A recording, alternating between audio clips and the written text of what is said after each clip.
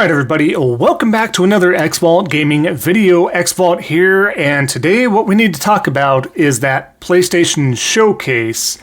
Did it deliver? Was it a letdown? Was everybody a little too overhyped? And does it deserve the criticism that it has thus far garnered if you've been over social media? So, without further ado, I do have a lot to go over. I do have a lot to talk about. So let's go ahead and jump to it.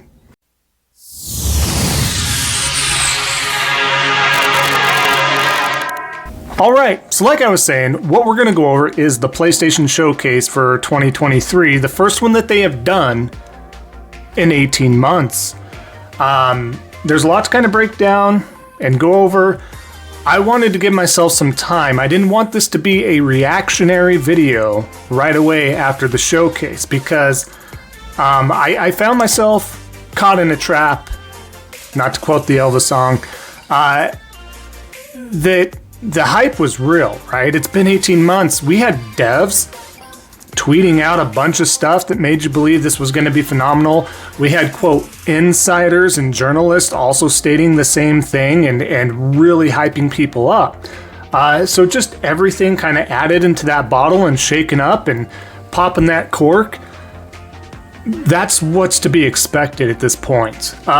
So that's where everybody was at. And a lot of folks came away disappointed in this showcase, including myself. We're going to go over some of those thoughts here as well regarding why, and maybe I had time to kind of reflect on this a little bit as well, and we'll explain that as well. But as we go on, I'm just going to show you mainly the Spider-Man 2 trailer that they did show today, which was phenomenal, by the way. I just want to get that out the gate. This is a reason why I'm a PlayStation preferred platform owner, where I mainly play in my ecosystem, is because of games like this that you cannot get anywhere else, regardless of what anybody says. Nothing else is matching up to the quality of this game right now on any other platform, at least at this time. It will eventually probably go to PC, like they've been saying, but it's going to be 1 to 2 years, and that's okay.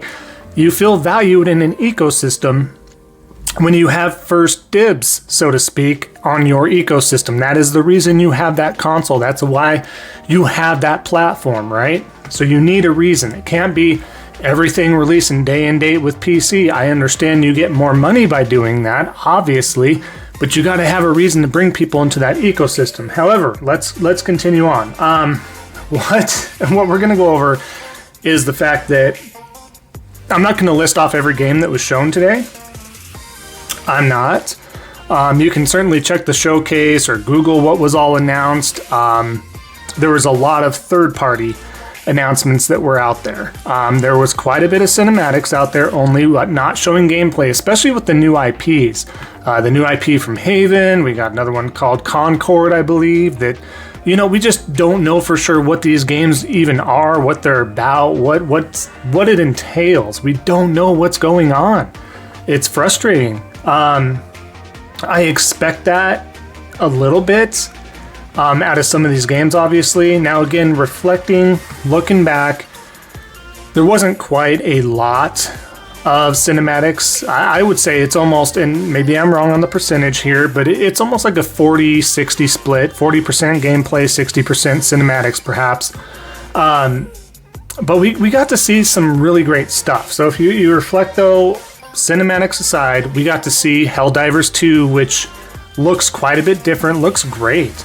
I played the first Helldivers, it was fine. It was more of like a top-down-ish type of game like Diablo as far as like how you're viewing the gameplay, where this one's a little more third-person action-oriented and just jaw-droppingly gorgeous, in my opinion. And so that was really great. We got to see, some VR stuff, which, if you're into VR like I am, it's great. You got to see Resident Evil VR and how that kind of performs and works. However, we don't have a date for that one.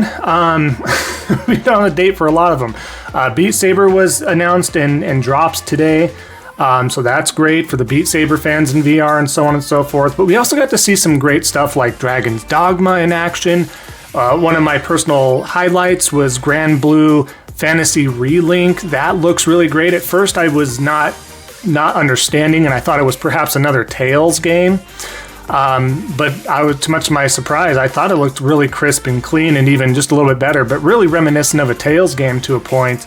And hopefully you guys agree with that, because it's just pretty much spot on. But anyways, looks to kind of capitalize and do even more with that. Looks really good. I was surprised to see only a CG trailer of Metal Gear Solid Snake Eater. I like how they didn't put the 3, they had it Snake Eater, so I really think they're going to go in sequential order, and I think they're truly gonna, redo these, kind of like what Capcom's doing with all of the Resident Evil games. But I'm really shocked that there was no gameplay. That was really disappointing. I was like, all right, show the cinematic, and then let's even a 30-second gameplay montage, whatever, would have been great. And then you can, look, just a side note, I understand that Summer Games Fest is coming up, but typically Sony doesn't wait for everything to kind of happen there, and I honestly don't think a whole lot, because there's so many devs, companies, Xbox, Nintendo, and everybody else in between, Ubisoft, EA, that want to show their stuff off at this event, that Sony only has a small window to show stuff, so it's not like they're holding back everything. And I understand Metal Gear Solid is not exclusive to PlayStation like first rumored, and that's fine. However, I was hoping to see some gameplay, like I said, but whatever. And then they went ahead and announced, okay, great, we get the remastered collection of some of the Metal Gear games, right? That's great news. Supposedly coming this August, and we still get no gameplay for that. We don't get to see what that looks like. just a little bit of an announcement. That also being said, there's a lot of great games, but a lot of them were third-party too. We got to see another, hey, here's Street Fighter 6 and the story mode of that. Okay, great, whatever. It does actually look pretty good, but okay, I want to see the other stuff, right? We got another pretty, in my opinion, lengthy Final Fantasy 16 trailer, which again looks freaking phenomenal. And I cannot wait to get my hands on it at the end of June, and I will, day one. But we've seen a lot of it. I think it's good to just probably have had a shorter trailer, save the rest for the players. It's what, just less than a month away, I believe, at this point. So it's okay not to do that. Then they shoe in a Gran Turismo movie piece again, and it's like it didn't show anything new, basically what was there, and I was like, okay, I understand. You're a business, you have to advertise. They also showed off their little handheld streaming device that only works obviously with Wi-Fi. So in order to stream that for Smart Play via your PlayStation, you have to do that via internet. I think the size of the screen's great. I think the fact it's a DualSense controller and you have your analogs, I think that works out great. What I don't think works out great is the fact that the screen is an LED screen. It's not even an OLED screen. My phone is an OLED screen. I might as well get the new announced backbone that's now for the Android, right? I might as well do that because and put that on my phone. Like, yes, I'm not going to have quite the rumble and stuff like that, but I can do remote play, smart play that way, right? So that was interesting. I think the earbuds are a nice touch. I'd probably pick them up because I need a new pair of earbuds that are wireless and will work with all that stuff. I think that's great. But just a lot of missed opportunities here because, like I said, the hype was built up. And maybe that's on me biting into it, but it's how do you not when it's all over social media? If you're on social media, if you're not and you were kept completely in the dark, this probably raised a little bit higher. After some reflection, I think I at first I would have been like, 3 or 4 out of 10, maybe even a 5 out of 10. I'll go ahead and up it after reflection time, like a 6 out of 10. It still wasn't phenomenal, but if you look at it, there's still a lot of great games being shown. There's new IPs being announced. There's promise, but the lack of direction, I have no clue what we're supposed to be expecting within this next 18-month time frame after Spider-Man 2. I have no clue where Final Fantasy VII Rebirth was at. We have no clue and haven't seen any more for Wolverine, which part of me thinks they wanted to hold off and not steal the spotlight from Spider-Man. We haven't got anything from Blue Point. from multiple studios. Team Asobi, I believe is how you pronounce it. So no Astrobot stuff. You can go back and look at my predictions video. My stuff was there. Insomniac was out there also just tweeting. And sometimes they just do this and they tweet it. So maybe I shouldn't have fault towards them. But they keep tweeting stuff about Sunset Overdrive. Why are you tweeting about Sunset Overdrive when that IP is way past gone and was an Xbox exclusive for the publishing rights? Are you hinting at, or have you been hinting at, that PlayStation will eventually get this ported over with you guys? Is that what's going on? I don't know. To me, it seems kind of odd you keep promoting Sunset Overdrive like somebody's going to go out and keep purchasing Sunset Overdrive from the Xbox One generation. It doesn't make any sense to me. Then you continue to, as Somniac, when I say you, they continue to post things about Resistance and all this stuff. And it's like, look, we can't do anything. The most we can do for those of us with a PS4 or a PS5 is stream the PS3 version of Resistance 3. That's all we can do. We can't play Resistance 1 or 2 or Burning Skies from the PS Vita version anywhere. If you only have the PS4 or PS5. And so it's just really bizarre they keep doing that. It's like, it's great. Keep that image in the consumers and fans' heads of everything you had. And that's great not to, let that be a forgotten relic of the past. However, if you're doing that, I expect to see something of form, some sort of anything. If you're going to do that, I don't understand why we're sitting on Resistance. I don't understand why we're sitting on certain IPs. I don't understand why we're not seeing certain things. And that's my problem. That being said, after me kind of selfishly, wanting those expectations met, I have to pull myself back and also understand that we did see some great games today, and there's a lot to be excited about. And especially with what Sony's been giving out as far as their, exclusivity towards their platform. If you're a Final Fantasy fan, we're being treated super well in the JRPG world, period. We get the Final Fantasy Pixel remasters. That's not limited to the Nintendo Switch or PC. We now, also have that where, the Xbox platform doesn't have that. We also have Live Alive. We have Octopath Traveler 2. We had Tactics Ogre that got ported over and kind of remastered and everything like that. So there's a lot of games that still are there, and I understand it's not the AAA first-party exclusives that we're hoping for, and I definitely was hoping to see more of that. But there's a lot of great games, and Phantom Blade Zero looks phenomenal. I would expect that we would see that in 2025 latest, possibly into 2024, but that looks really good. So if you rewatch this, or you rewatch some of the trailers and everything that was announced, there's a lot of potential there, but it did fall short, I'm not going to lie. But I do like how they waited for Spider-Man towards the end, and I'll get to that in just a second here, but I was also shocked not to see factions. The Last of Us factions. 2, right? I, as a joke in my even expectations video, or my prediction video, that I thought for sure that was a shoo-in. Like, yeah, no duh, we're going to see that. Without a shadow of doubt. We'll see that before we see Wolverine. We'll see that before we see a lot of things. And it wasn't there. Not a mention, not a anything. And that's so bizarre that they just went radio silent. And again, like I mentioned in my past video, Naughty Dog are perfectionists. They are. I get it. But we got to hear something. Just let us know. Hey, thanks for being patient. We're so sorry. We are being perfectionists about that. We know you're going to love it. We're looking at a time frame of ETA of X, Y, and Z to at least give you a glimpse into the game finally.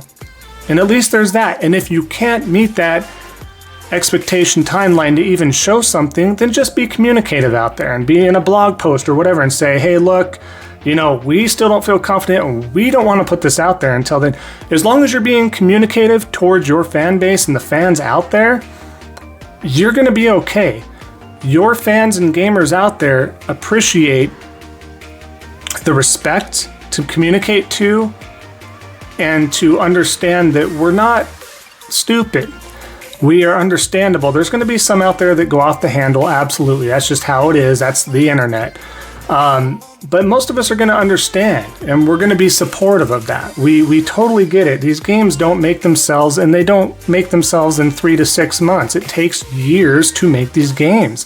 And especially more complicated and the more, expensive and the more technology that's involved, it takes longer and longer and longer. We get that. That's why we're starting to see these acquisitions as well, because you need multiple studios doing some great stuff to consistently fit in these gaps that we're not seeing as of right now. And we're really starting to see that in a combination of COVID and in a combination of technology and the changing of times and how much everything costs. It just all works to the disadvantage of everything taking so much time, and us as gamers have to be a little bit patient. Something as a PlayStation consumer, we're not all that used to, because we're used to having bangers every few months, right? In which case we still technically are. We got the Burning Shores DLC recently, which was a phenomenal piece of gaming right there. And the technicality piece is beautiful. It played well, all this stuff. Here we get Final Fantasy 16, and then we end up getting Spider-Man 2, which again, we don't have a release date yet at this time. They say fall 2023. So it is in fact for sure coming this year. I still feel really strongly about this ending up being at the end of September. I don't think this will get pushed in October. Maybe it will. We'll see. I still feel strong about end of September. And I don't see this. I think October would be the absolute farthest limitation. I don't think November would be it. But as you've been seeing throughout this trailer, this looks absolutely phenomenal. I'm a huge Spider-Man fan. I know you guys can't see everything with this setup, but I have a bunch of Marvel pictures and boards and stuff. I got Spider-Man versus Venom. I got a bunch of Spider-Man stuff up. I have a ton of pop vinyl stuff. I have a bunch of comics. I'm a huge Spider-Man fan. So why would I not be super excited about this? Everything about this Spider-Man 2 game that we've seen today looks absolutely, truly phenomenal. The voice, first of all, Yuri Lowenthal, the man, the myth, the legend, I would say, because he does such a great job with multiple characters, not just in this Insomniac Spider-Man universe. He is so good. And if anybody remembers watching the old 90s cartoons of Spider-Man and how he was voiced, especially when he got that symbiote suit, he would sit there and one of the memes was, "Shocker, I'll get you. I'll chase you to the ends of the earth," and his voice just like cracks, right? Sorry, that's my best impression without blowing out your eardrums. But he has that grittiness, that graininess to the voice, and him getting angry and wanting to go after them. It is so good. It's so good to see Miles Morales' reaction to everything and Genki's and like, hey, is that like Peter? Is that normal? And Miles Morales is like, no, that's not, man. Like, I think they're ripping this straight from the Kraven piece in the comic books where Spider-Man kills him in the symbiote suit, And then at that point, Spider-Man can't forgive himself, eventually gets rid of the suit, a la going over to save his life. That suit goes over to Harry Osborn, at least in this universe, instead of Eddie Brock, of course. So we're going to see that on him. That'll be an interesting take.